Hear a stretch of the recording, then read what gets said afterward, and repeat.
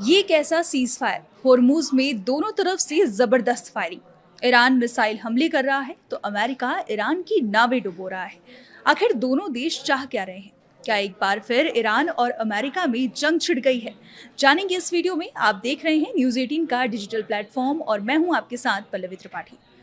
America ने दावा किया है कि उसने होर्मुज स्ट्रेट में ईरान की कई मिसाइलों और ड्रोन को मार गिराया और 6 छोटी ईरानी नौकाओं को नष्ट कर दिया।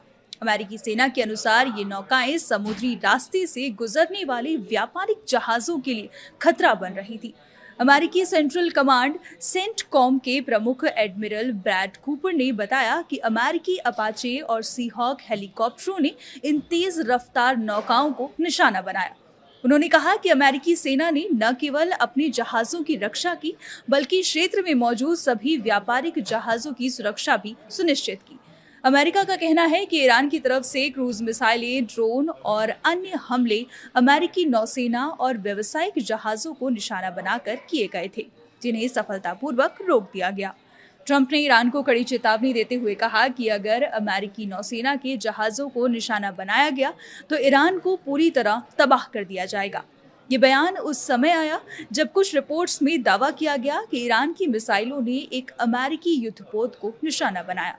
अमेरिका के राष्ट्रपति डोनाल्ड ट्रंप ने दावा किया कि अमेरिकी कार्रवाई में 7 ईरानी नौकाओं को नष्ट किया गया और होर्मुज से गुजरने वाले जहाजों को कोई बड़ा नुकसान नहीं हुआ। हालांकि एक दक्षिण कोरियाई जहाज को नुकसान पहुंचाने की बात सामने आई है। इस तनाव का असर वैश्विक अर्थव्यवस्था पर भी पड़ रहा है। तेल की कीमतों में बढ़ोतरी हुई है और शेयर बाजार में गिरावट देखी गई है। एक्सपर्ट्स का कहना है कि अगर ये जलमार्ग बंद रहा तो अमेरिका में पेट्रोल की कीमत $5 प्रति गैलन तक पहुंच सकती है। इसी बीच ईरान के विदेश मंत्री अब्बास अराक्ची ने कहा कि यह संकट सैन्य तरीके से हल नहीं हो सकता। उन्होंने बताया कि पाकिस्तान की मध्यस्थता में बातचीत आगे बढ़ रही है और सभी पक्षों को स्थिति को बिगड़ने से बचाना चाहिए। उधर डोनाल्ड ट्रंप ने ईरान के साथ युद्ध को मिनी वॉर कहा है, क्योंकि ईरान उनके सामने छोटा है। अमेरिका के राष्ट्रीय सुरक्षा विशेषज्ञ मानते हैं कि डोनाल्ड ट्रंप का ऑपरेशन फ्रीडम असल में ईरान की ताकत को परखने की कोशिश है। उनके मुताबिक ट्रंप ये देखना चाहते हैं कि ईरान होर्मुज स्ट्रेट को अमेरिकी जहाजों के लिए कितनी मजबूती से बंद रख सकता है। ये रास्ता बहुत संकरा है, इसलिए अगर अमेरिकी सुरक्षा में ज्यादा जहाज यहाँ से गुजरने लगते हैं तो अमेरिका को बढ़त मिल सकती है। इससे अमेरिका ईरान पर दबाव बना सकता है और बातचीत में फायदा उठा सकता है।